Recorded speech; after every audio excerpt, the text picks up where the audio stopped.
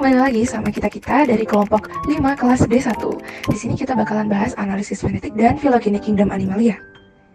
Untuk analisis fenetik dan filogeni pada kingdom Plantae bisa dilihat di video kami sebelumnya. Video ini dibuat untuk memenuhi tugas praktikum biosistematika Departemen Biologi Universitas Airlangga.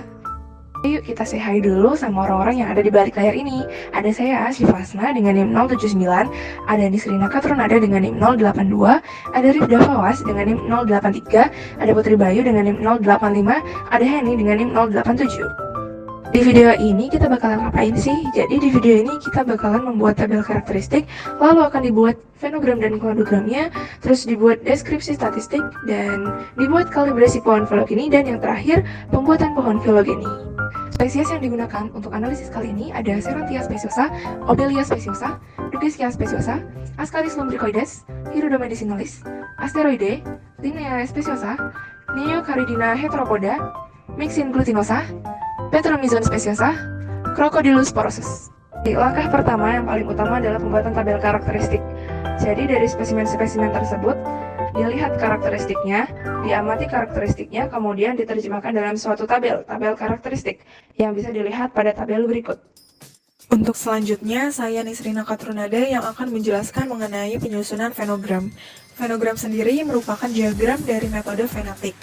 Fenotik sendiri memiliki arti klasifikasi yang disusun berdasarkan kesamaan atau perbedaan dari fenotip atau karakter yang teramati. Untuk selanjutnya adalah penyusunan tabel transformasi fenogram. Tabel fenogram ini disusun berdasarkan jumlah perbedaan karakter pada masing-masing spesies. Untuk perbedaannya dapat dilihat dan dihitung dari tabel karakter. Sebagai contoh, takson EF yang memiliki dua perbedaan, yaitu perbedaan pada metameri dan mata. Untuk tahap pertama penyusunan fenogram yaitu memilih takson yang memiliki jumlah perbedaan paling sedikit, yaitu takson DF dan HI yang mempunyai satu perbedaan. Untuk menghitung jarak pangkal taksonnya adalah sebagai berikut. DF yaitu 1 dibagi 2 sama dengan 0,5. 1 sendiri yaitu jumlah perbedaan antara D dengan F, untuk 2 sendiri karena terdapat 2 takson. Pada tahap kedua yaitu dengan memilih takson yang memiliki jumlah perbedaan paling sedikit dan mempunyai hubungan dengan kelompok takson DF atau HI. Untuk takson yang memiliki jumlah perbedaan paling sedikit kedua yaitu pada takson HJ yang memiliki perbedaan 2, sehingga HJ dapat dihubungkan pada takson HI. Untuk perhitungan jarak pangkalnya sendiri yaitu J dengan H menghasilkan nilai perbedaan 2 dan J dengan I memiliki perbedaan 5. Lalu dibagi 2 karena banyaknya data yang dijumlahkan ada 2, menghasilkan nilai 3,5. Karena terdapat 2 titik takson sehingga 3,5 dibagi lagi dengan 2, terdapat nilai 1,75. Pada tahap ketiga yaitu memilih takson K yang memiliki hubungan dengan takson HIJ dan juga memiliki jumlah perbedaan yang paling sedikit.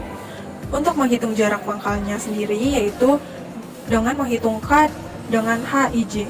K dengan H memiliki perbedaan 6, K dengan I memiliki perbedaan 5, dan K dengan J memiliki perbedaan 5, sehingga jumlah tersebut akan dibagi dengan 3 karena banyaknya data yang dijumlah ada 3, menghasilkan nilai 5,3.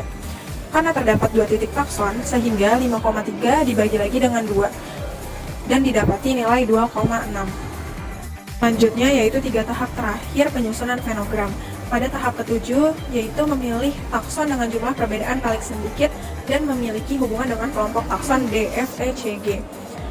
Yaitu selanjutnya menghitung jarak pangkal B dengan DFECG, yaitu B dengan D memiliki perbedaan 7, B dengan F memiliki perbedaan 7, B dengan E memiliki perbedaan 7, B dengan C memiliki perbedaan 8, dan B dengan G memiliki perbedaan 11. Lalu dibagi 5 karena jumlah datanya ada 5, menghasilkan nilai 8. Karena terdapat 2 titik takson, maka 8 dibagi dengan 2, menghasilkan nilai 4. Pada tahap ke-8 yaitu memilih jumlah perbedaan paling sedikit selanjutnya, yaitu takson A, dan dihubungkan dengan takson B, D, F, E, C, G. Berikut adalah menghitung jarak pangkal A dengan kelompok takson B, D, F, E, C, G, yaitu didapatkan hasil 9,1. Karena terdapat 2 titik takson sehingga 9,1 dibagi dengan 2 menghasilkan nilai 4,5.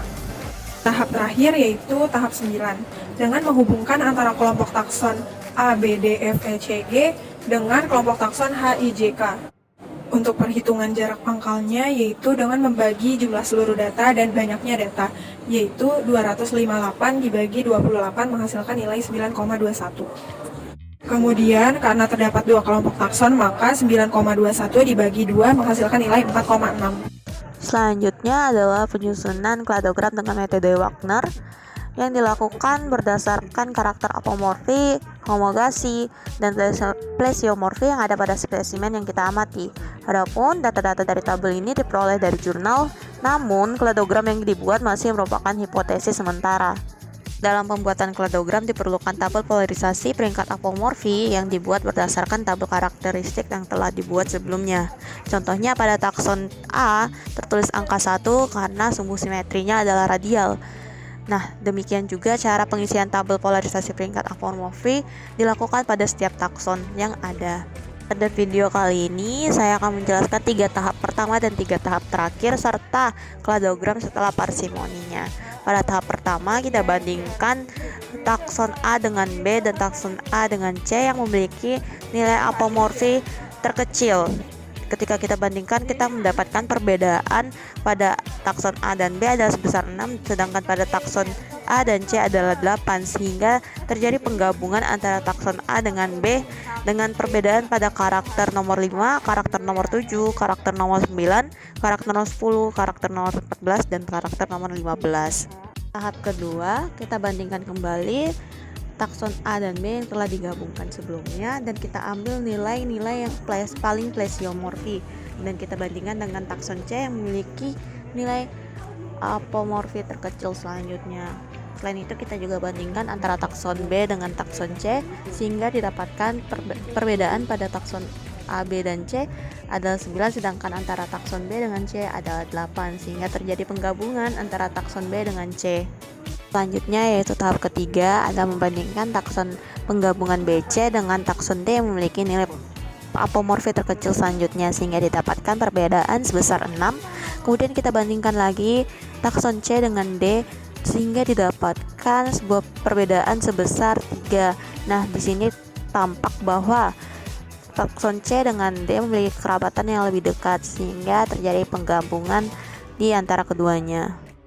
Kemudian untuk 3 tahap terakhir dimulai dengan tahap ke-8 yaitu membandingkan antara takson GI yang paling plesiomorfi nilainya kita ambil dibandingkan dengan takson J sehingga didapatkan perbedaan sebesar 6. Kemudian kita bandingkan lagi antara J dengan I sehingga terdapat perbedaan sebesar 4 dan terjadilah penggabungan antara takson J dengan I. Pada tahap ke-9 kita bandingkan antara I dan J dengan nilai yang paling plesio kita ambil dan kita bandingkan dengan nilai H-nya, nilai takson H-nya sehingga didapatkan perbedaan sebesar 7. Kemudian kita bandingkan juga antara J dengan H sehingga didapatkan juga perbedaan sebesar 7.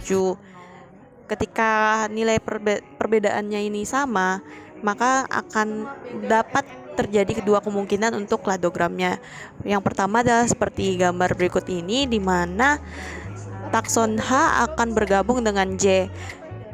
Sedangkan kemungkinan selanjutnya adalah di mana takson H akan bergabung dengan JI di mana akan terjadi penggabungan sehingga didapatkan kladogram seperti berikut ini. Mempermudah dalam penjelasan video kali ini, kami hanya akan melanjutkan tahap berikutnya yang merupakan tahap terakhir dengan kladogram sebelumnya di mana takson H bergabung dengan takson J sehingga kita bandingkan antara takson HJ dengan takson K yang memiliki nilai apomorfi terkecil selanjutnya sehingga didapatkan perbedaan sebesar 8 sedangkan perbedaan antara takson J dengan K adalah sebesar 10.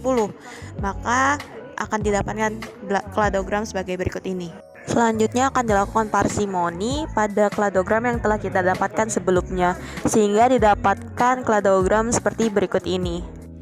Sekarang selanjutnya saya Rifda Fawazafirah Kunia akan menjelaskan mengenai deskripsi statistik, yaitu mengetahui nilai konsistensi indeks dan juga retention index. Tetapi, sebelum kita mengetahui atau menentukan nilai dari konsistensi indeks dan juga retention index, terlebih dahulu kita harus mengetahui nilai daripada M dan juga N-nya.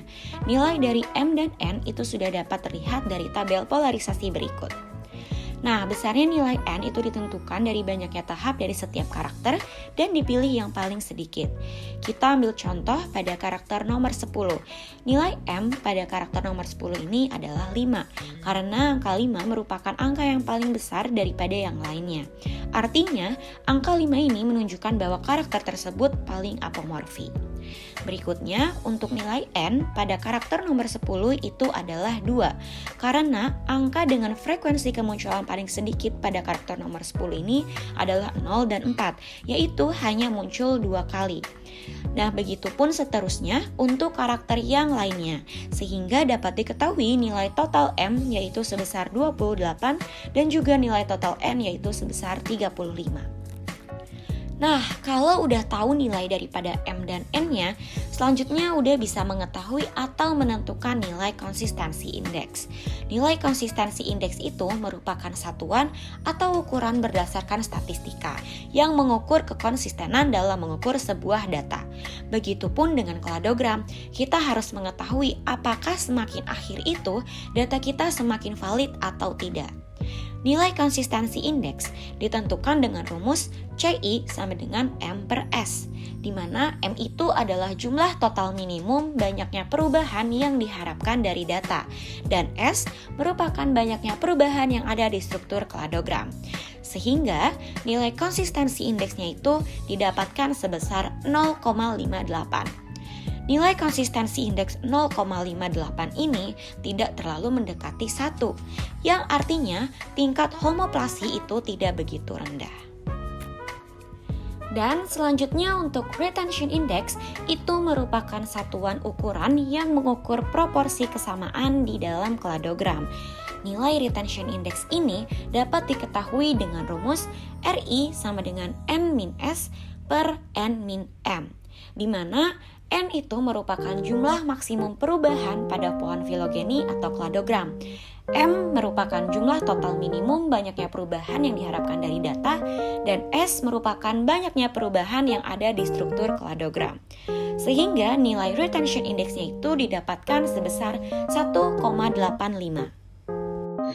Halo guys, sekarang bersama saya Putri Bayu. Selanjutnya adalah pembuatan pohon filogeni hewan. Nah, pembuatan pohon filogeni hewan dimulai dari kalibrasi pohon filogeni dengan membuat tabel. Selanjutnya akan dijelaskan pada slide berikutnya. Nah, langkah pertama yang dilakukan adalah membuat tabel kalibrasi. Dalam tabel kalibrasi ada 3 jenis data, yaitu data geologis yang berupa lapisan tanah ditemukannya fosil, lalu data paleontologi yang berupa fosil, dan data literatur yang berupa sumber-sumber penemuan fosil dari jurnal, buku, dan sebagainya. Untuk mengisi tabel kalibrasi, kita tidak mungkin melakukan penelitian dan penggalian tanah secara langsung, sehingga data yang kami cari yaitu data literatur yang bersumber dari berbagai jurnal dan buku. Setiap spesimen yang tersedia dicari tahun ditemukannya dan dipilih tahun mana yang paling banyak disebutkan di jurnal. Dari data yang diperoleh, nampak bahwa hewan yang paling plesio adalah Serantia sp yang muncul 1020 juta tahun yang lalu, sedangkan hewan yang paling apomorfi adalah Crocodylus porosus yang ditemukan 200 juta tahun yang lalu. Oke, kemudian setelah mendapat data tahun kemunculan, kita dapat langsung membuat pohon filogeninya. Cus ke slide sebelah. Mula-mula dalam membuat pohon filogeni yaitu membuat garis sumbu X dan sumbu Y. Sumbu X yang tegak menunjukkan tahun ditemukannya spesimen, sedangkan sumbu Y yang mendatar menandai nama spesimennya. Pertama, kita memilih spesimen yang paling plesio atau yang paling purba untuk dijadikan cabang pohon yang paling awal. Cabang pertama jatuh pada Serantia sp yang ditemukan 1020 juta tahun yang lalu. Kemudian digambar garis seperti pada layar dan diberi keterangan tahun di sebelah kiri. Kemudian di atas garis diberi keterangan spesimen. Selanjutnya kita ke spesimen berikutnya yang paling plesio atau yang paling tua setelah Serantia sp, yaitu Obelia sp. Spesimen ini lalu digambar garis menempel pada garis Serantia sp seperti pada gambar berikut. Tidak lupa untuk menuliskan keterangan tahun di sebelah kiri dan spesies di atas garis.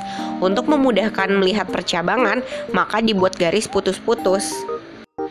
Untuk spesimen ketiga juga sama, kita pilih mana yang paling purba setelah Obelia sp, yaitu Dugesia sp. Langsung saja dibuat garis yang menempel pada garis Obelia, kemudian diberi keterangan tahun di sebelah kiri dan spesies di atas garis. Selanjutnya, untuk spesimen lain diulangi langkah berikut sampai spesimen terakhir yang paling modern. Di sini kita dapat melihat bahwa tabel kalibrasi hampir jadi. Untuk spesimen Myxin glutinosa, cara membuat cabangnya mudah, yaitu menggambar garis yang menempel pada batang Neocaridina heteropoda, lalu diberi keterangan tahun di sebelah kiri dan spesies di atas garis.